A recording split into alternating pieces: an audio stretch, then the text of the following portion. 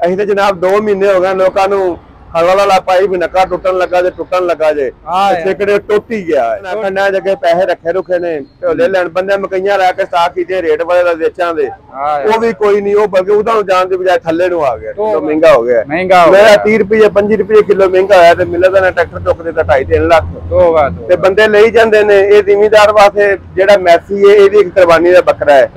बीघा किला पहली बनी ते पहले इहनू वेचिया या कोई होर वादा काटा कोई ब्याह शादी करनी होई थोड़ी 100 रुपए दे इहनू वेच दिता। जेड़े होर कंपनियां दे लोग 2-4 लाख घाटा पांदे ने, इहदे घाटे वाला सिस्टम नहीं हैगा। ये कहंदे ने ब्रांड लगी ना छत मगराट में कोई खराश नहीं आई, थले टूब में कोई खराश नहीं आई। आम बंदे लादे ने इहनू थोड़े मार नहीं जन मन सिर सारा किल कावला केडीएम करा के लाने वलैती, कोई टेंशन परेशानी नहीं है जी। अस्सलाम वालेकुम, अपना चैनल पीके पर खुश आमदीद कहते हैं। सब भाइयों को कंपनी की तरफ से डिलीवरी मिलना स्टार्ट हो चुकी है। जिन भाइयों की बुकिंग वगैरह थी वो अपने डीलर्स राज से रब्ता करें कि उनका ट्रैक्टर कहीं पहुंच तो नहीं गया उनके मतलब डीलर के पास। बाकी जो है कंपनी आपको पता है तकरीबन जो है मैक्सिमम 2 मंथ का कह रही थी, फ़िलहाल जो है 2 मंथ से पहले जो है डिलीवरी वगैरह देना स्टार्ट हो चुकी है। कल भी एक भाई आए थे, आपको अपडेट दी, तकरीबन उनको 1 मंथ के अंदर जो है ट्रैक्टर वगैरह मिल गया था। मैक्सिमम 2 मंथ कह रही है कंपनी, लेकिन ज़्यादा से ज़्यादा जो है कंपनी 1 महीने के अंदर जो है 385 की डिलीवरी देना स्टार्ट कर दी है। भाइयों ने काफ़ी ज़्यादा जो है 32-13 की नवाइस में बुकिंग वगैरह करवा रखी थी और बिल्कुल जो उनको पुराने रेट पे ही जो है 385 की कंपनी की तरफ से डिलीवरी वगैरह मिलना शुरू हो चुकी है। भाई कंपनी वालों को दुआएं दे रहे हैं कि हमारा उन्होंने लाज रख ली, हमारा कुछ एहसास कर लिया। बाकी पूरी जो पाकिस्तान के हालात चल रहे हैं वहाँ पर तो कभी मतलब किसी का एहसास नहीं हो रहा।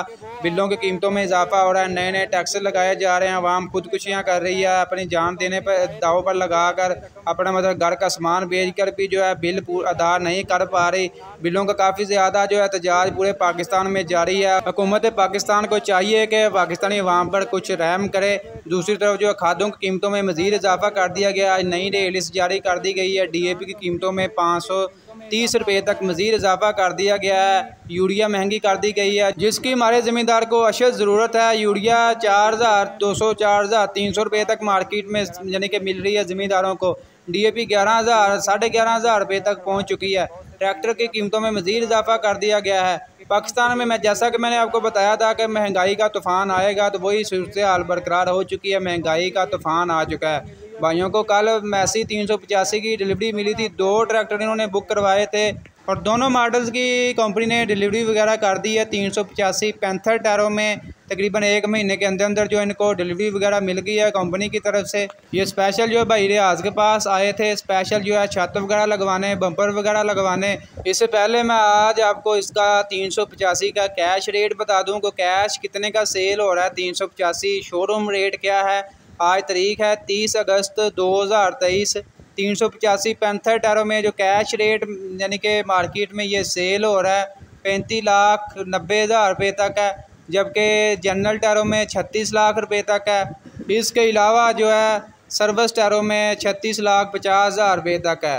तकरीबन 385 जो है ये कह सकते हैं कि 36 लाख रुपये से 36,50,000 के दरमियान सेल हो रहा है जनरल पैंथर सर्विस टायरों में। जी भाई अस्सलाम वालेकुम। वालेकुम सलाम भाई रियाज को आप इस टाइम खड़े हैं, माशाल्लाह तुम बम्पर वगैरह लगवाया, छत वगैरह लगवाई है। जी बिल्कुल। दोनों ट्रैक्टर अपने फार्म पे जा रहे हैं, नंबरदार फार्म। कैसा लगा है भाई रियाज को मिल के? बहुत अच्छा जी, बड़े नाइस बंदे आ। ते ना जेड़ा काम तैयार किया है बम्पर, ये तो कोई कमी पेशी रह गई होगी फिर दस दो तुसीं। क्वालिटी वाला काम है भाजी, बड़ा अच्छा। वो एक अच्छी चीज है कि वो नेट ते वेंदे रहिंदे सिद्धू मूसे वाले दे, वो अल्लाह पाक चंगा बंदा सी चला गया हुण हर बंदा ही याद करदा। यादगिरी है भी वो इन्ना सानू शौक दिता है। नवी मटीर जिन्नी भी हो सारी ना ये शौक नू पूरा कर।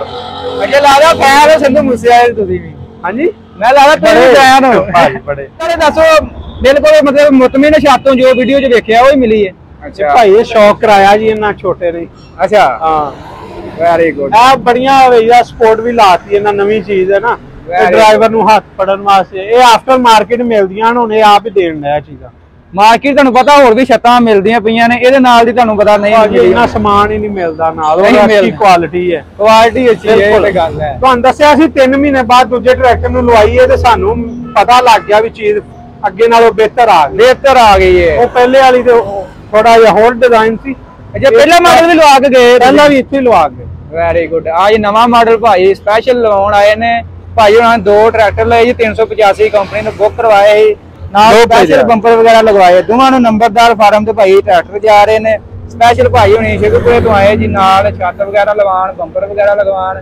ਮਜ਼ੀਦ ਭਾਈ ਰਿਆਜ਼ ਨਾਲ ਗੱਲ ਕਰਦੇ ਆ ਜੀ। अस्सलाम वालेकुम। वालेकुम सलाम। भाई रियाज की हाल ठीक ठाक हो? अल्लाह शुक्र जी ठीक दुआवां। ਤੇ ਮਾਸ਼ਾਅੱਲਾ ਪੂਰਾ ਮਾਹੌਲ ਨਹੀਂ ਬਣ ਗਿਆ ਵੇਖੋ ਨਾ ਬੰਪਰ ਤੁਹਾਡਾ। ਸਾਡਾ ਤੇ ਕੰਮ ਹੈ ਜੱਟਾਂ ਦਾ ਸ਼ੌਕ ਜ਼ਿਮੀਂਦਾਰਾਂ ਦਾ ਪੂਰਾ ਕਰਨਾ। ਜਿਵੇਂ ਕੋਈ ਆਂਦੇ ਨੇ ਅਸੀਂ ਜਨਾਬ ਕਰਦੇ ਨੇ, ਬਾਕੀ ਬੰਪਰ ਬੰਦੇ ਬਣਾਉਂਦੇ ਨੇ। ਇੱਥੋਂ ਵੈਲਡਿੰਗ ਵਧਿਆ ਹੋਇਆ, ਗ੍ਰਾਈਂਡਰ ਨਾ ਵੱਜੀ, ਸਹੀ ਸਫਾਈ ਨਾ ਹੋਈ ਇਹਨੂੰ ਹਰ ਪਾਸੇ ਗ੍ਰਾਈਂਡਰ, ਕਿਉਂਕਿ ਇੱਕ ਬ੍ਰਾਂਡਡ ਚੀਜ਼ ਨੂੰ ਲੱਗਣਾ ਹੈ।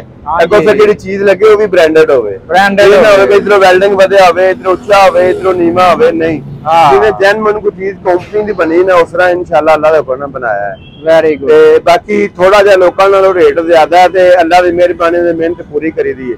ਬਾਕੀ ਇਹ ਛੱਤ ਇਹ ਵੀ ਜਦੋਂ ਬਾਹਰ ਹੀ ਬੁੱਕ ਕਰਾ ਕੇ ਸਾਨੂੰ ਇੱਕ ਨੁਕਸ ਦੱਸਿਆ ਸੀ, ਅਸੀਂ ਉਹਦੇ ਤੇ ਗੌਰ ਕੀਤਾ ਸੀ। ਇਹ ਨਹੀਂ ਆਖਿਆ ਵੀ ਇਹ ਨਹੀਂ, ਇਹਨਾਂ ਆਖਿਆ ਥੋੜੀ ਜਿਹੀ ਛੱਤ ਅੱਗੇ ਥੋੜੀ ਜਿਹੀ ਕਰੋ 2 ਇੰਚੀ। ਅੱਛਾ, ਅਸੀਂ 2 ਮਹੀਨਿਆਂ ਤੋਂ ਬਾਅਦ ਸਾਰੀਆਂ ਛੱਤਾਂ 2 ਇੰਚੀ ਅੱਗੇ ਕਰ ਦਿੱਤੀਆਂ। ਅੱਛਾ, ਗਾਂ ਕਰਤੀ 2 ਇੰਚੀ। ਹਾਂਜੀ, ਫਿਰ ਉਸ ਤੋਂ ਬਾਅਦ ਜਨਾਬ ਜਿਹੜਾ ਹੈ ਨਾ, ਇਹਦੀ ਫਿਨਿਸ਼ਿੰਗ ਫਰੇਮ ਦੀ ਚੈੱਕ ਕਰ, ਕਿੱਲ ਕਾਬਲੇ ਦੀ ਕਾਰ ਇੰਜ ਜ਼ਬਰਦਸਤ ਜਿਵੇਂ ਕੰਪਨੀ ਜੈਨੂਇਨ ਲੱਗ ਕੇ ਆਈ।